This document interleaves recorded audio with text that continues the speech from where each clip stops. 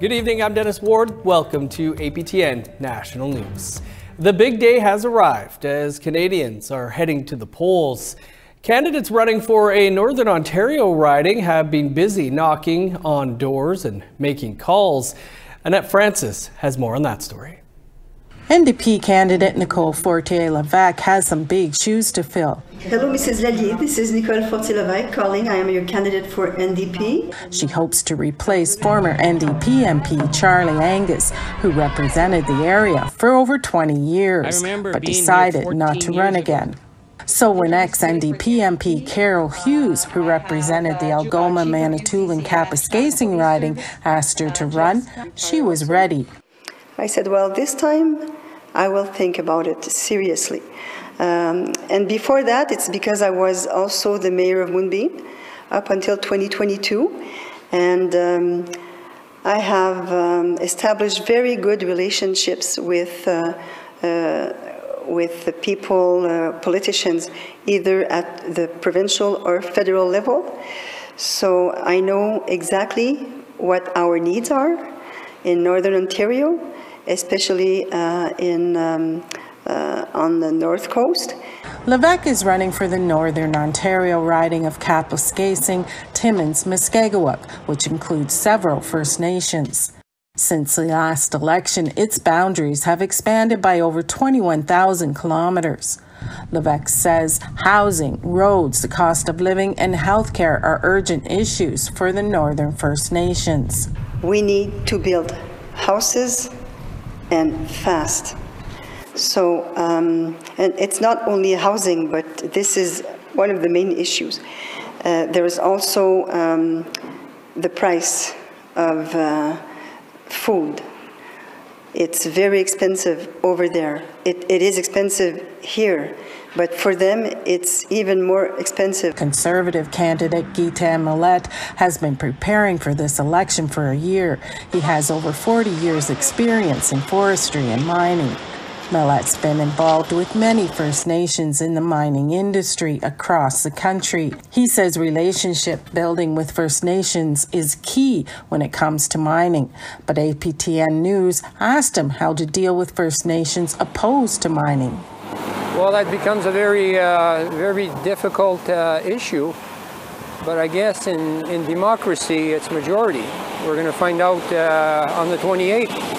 What Canadians want. Not every Canadian will want the government that will be elected. Democracy is majority.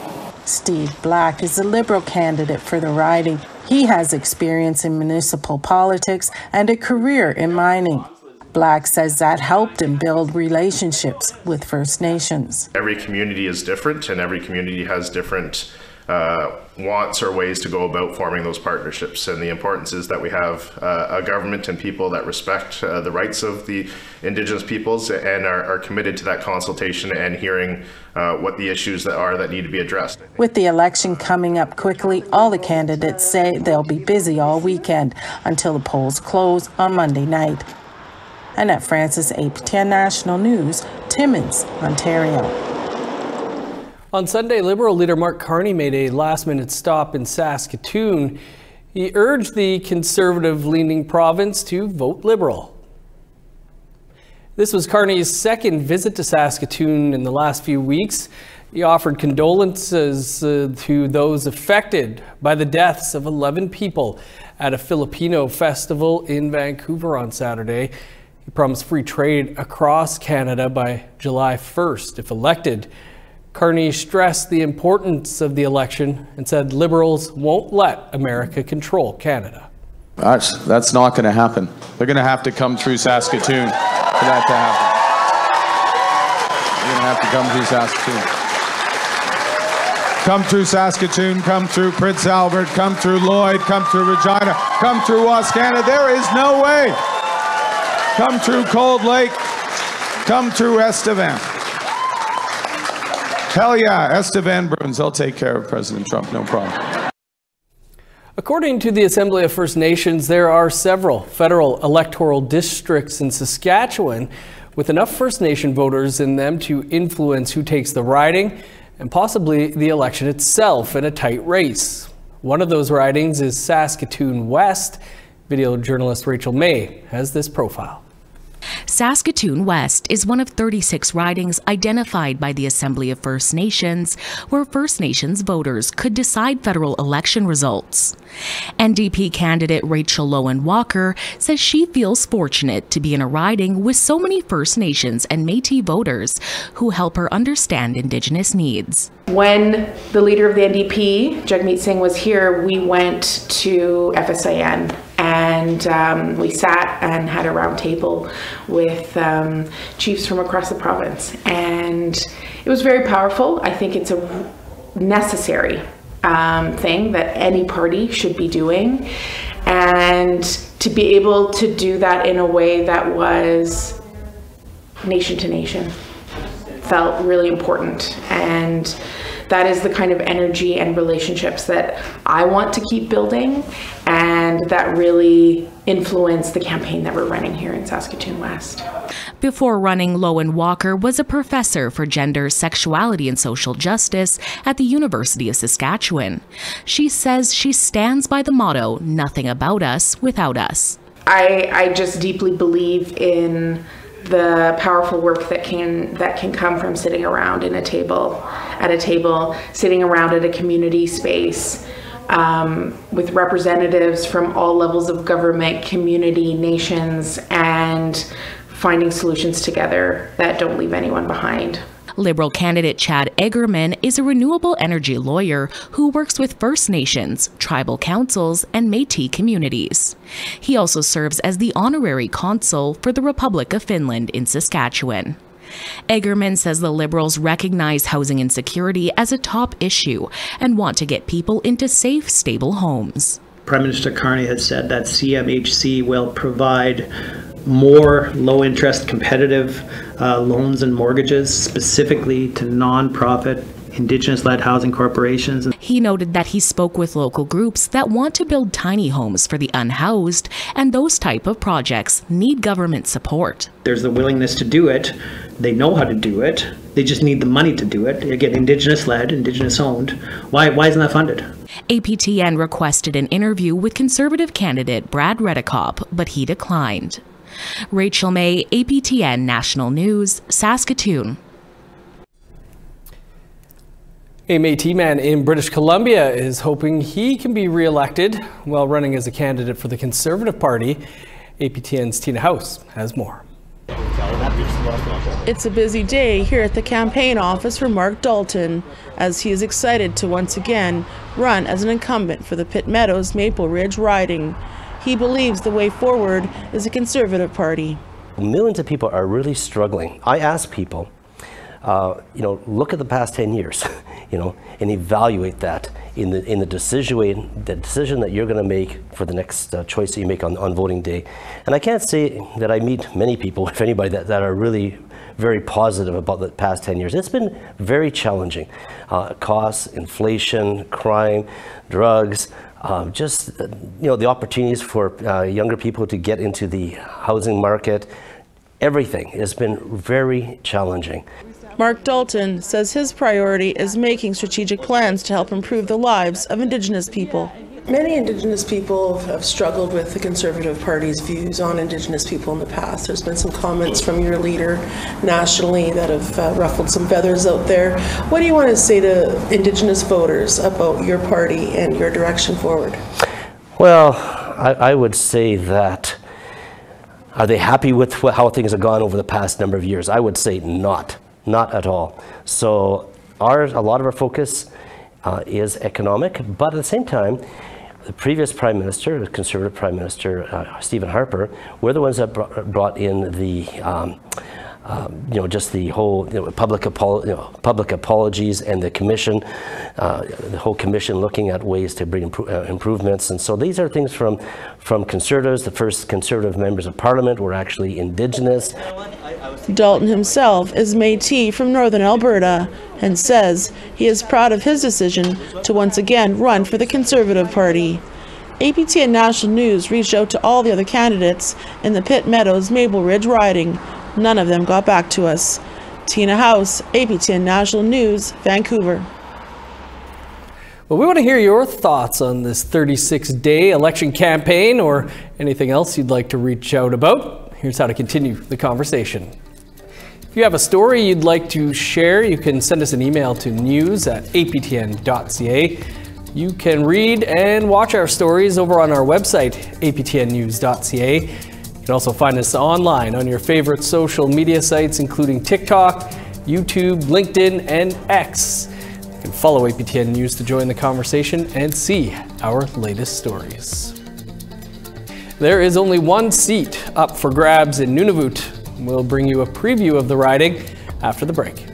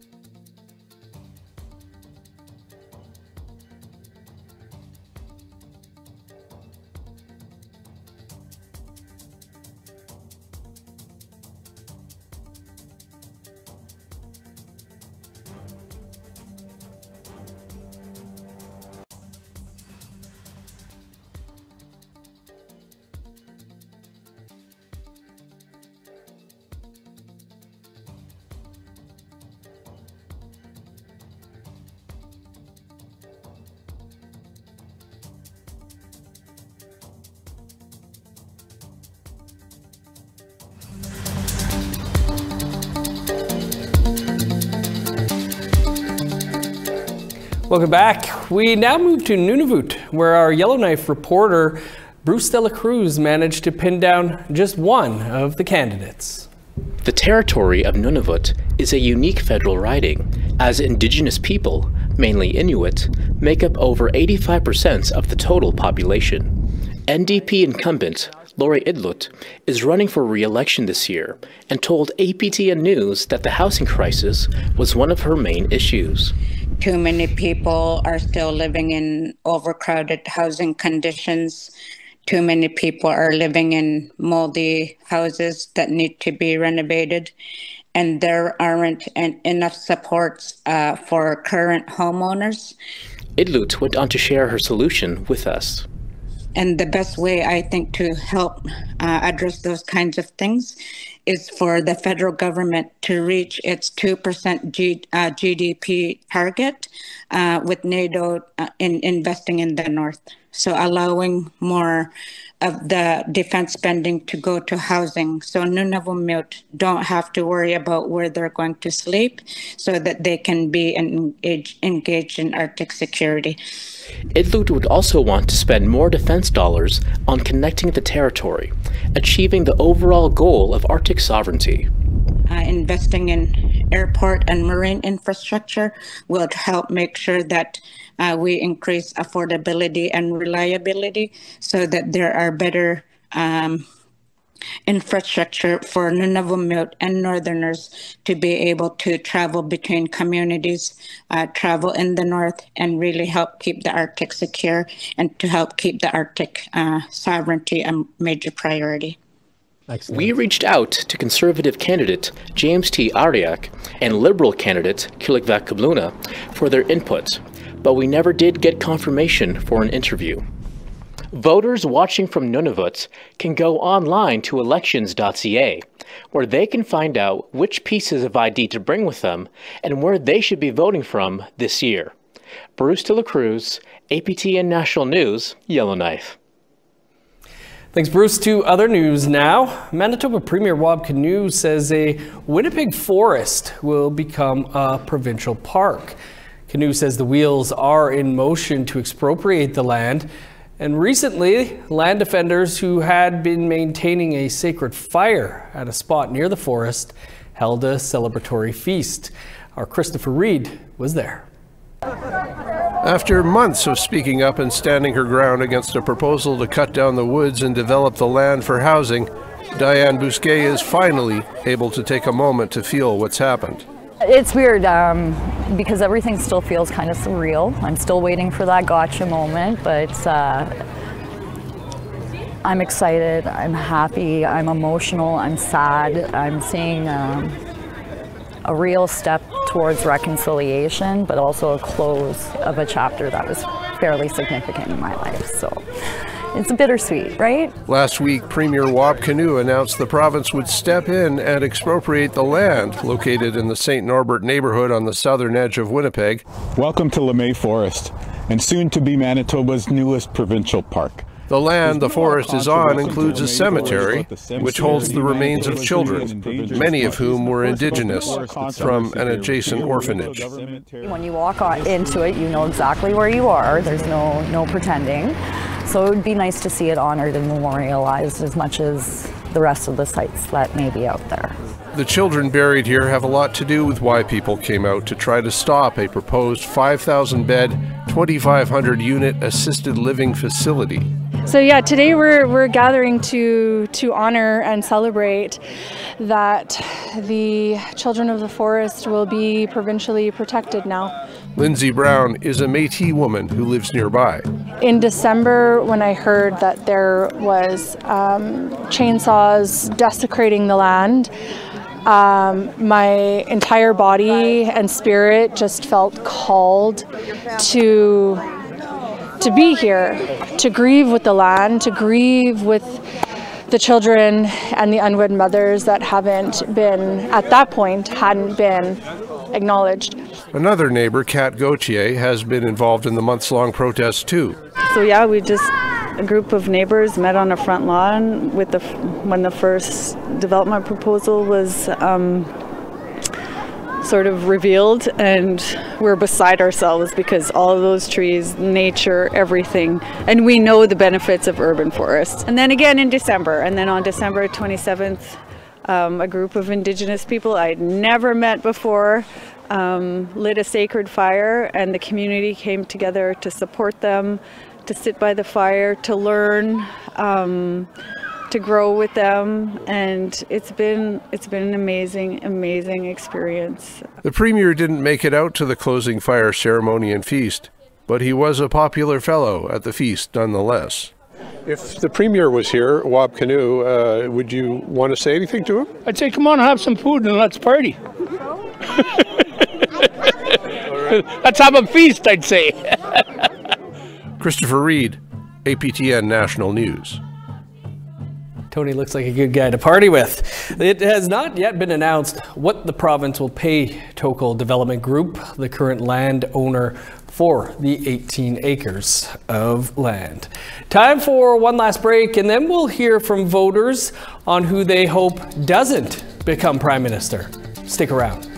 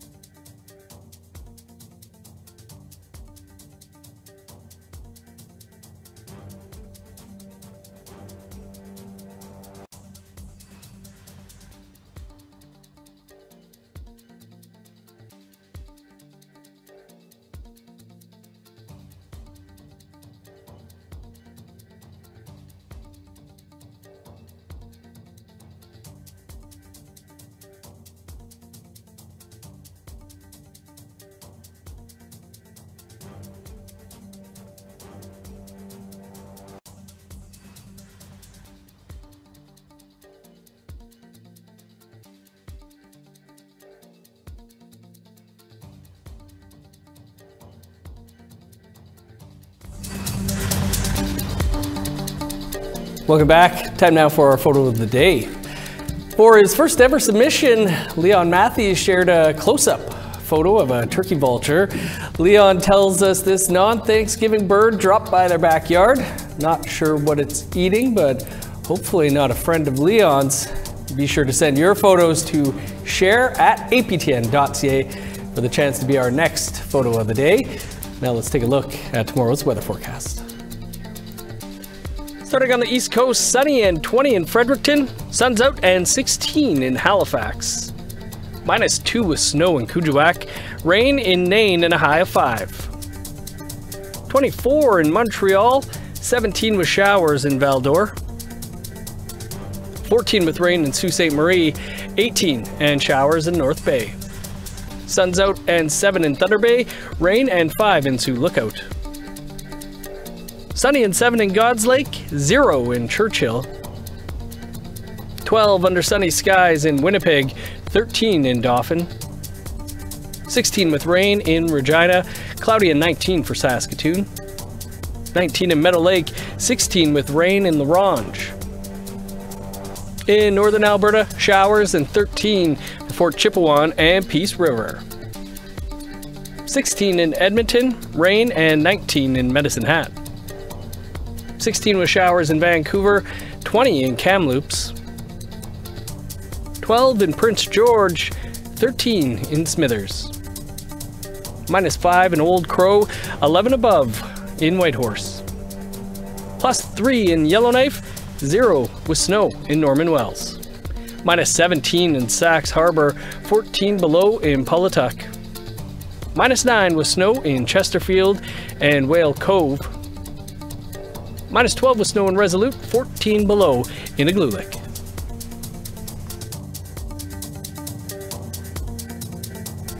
We're getting down to the final few hours left to vote in today's election. According to the major polls, Mark Carney and Pierre Poilievre are in a tight race, with Jagmeet Singh trailing far behind in third. While Canadians mark their ballots for who they want to win, there may be a few who wish they could vote for who should not be Prime Minister. APTN Sav Jones ventured out onto the streets of Winnipeg to see which leader is most disliked. These are the top 3 party leaders leading in the polls for tonight's federal election, but who would you not like to see become Prime Minister? Probably Mark Carney. Yeah. I just feel like we need a break from Liberals right now. I'm trying to buy a home one day, and just honestly, I think the Conservatives is the way to go. This guy right here. Yeah. I just didn't see a lot of his views on things that he'd actually follow through on them. I think Jagmeet Singh, he should be someone that's voted in. Pierre, I think. Yeah. How come? Well, I checked his website and there was nothing early on there seeing what he's doing, so. Who do you not want to see become Prime Minister? Mark Carney. Yeah. And why is that? It's just the same thing with all the views that has been going on there. I don't follow up with it. Poilievre. I think he's very equal to what Trump's standards are, and I'm not very happy about that. I don't think he's necessarily for First Nations either. To me, that's very, very important. Do you think any of the party leaders actually care about Indigenous people and Indigenous issues? It's starting to become a bigger thing, thankfully, because they've definitely been left out in a lot of the past years. This guy, I think, probably. Again, I think Mark Carney. You know, they all kind of have their own narrative. I think Singh, personally, seems to care the most. Pierre, not too sure, to be honest, but again, I think I'd benefit a lot from lower taxes. So, how do you think the outcome of this federal election is going to affect Canada's relationship with U.S. President Donald Trump? Oh, that's a really good question. I hope whoever gets elected, we can kind of bring the peace back, because right now it's pretty rocky, and I think we need to work on having a strong relationship with the United States to actually thrive as a country. So I'm hoping they all do their best to make peace with Trump. Well, I think Mark Carney's going to give him a run for his money. We're definitely not the 51st state. If anybody wants to be the 51st state, I think it should be Quebec.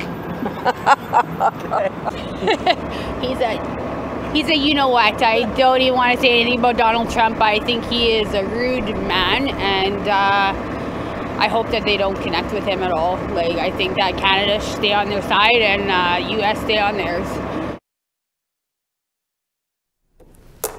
Thanks for that, Sav. That's all the time we have for your APTN National News on this election day, but we will be back here at 9 p.m. Eastern Time for our Decision 2025 coverage. Myself, Creason, and Kim Sullivan will be joined by Cassidy Karen, Jennifer Lewitz, Nigon Sinclair, Veldon Coburn, and Peter Itinawar. Our reporters will also be fanned out across the country, including at the party headquarters of the Liberals, Conservatives, and the NDP.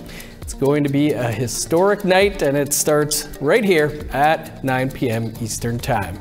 I'm Dennis Ward. Marcy Miigwech, thanks for being with us. We'll see you back here in a couple hours.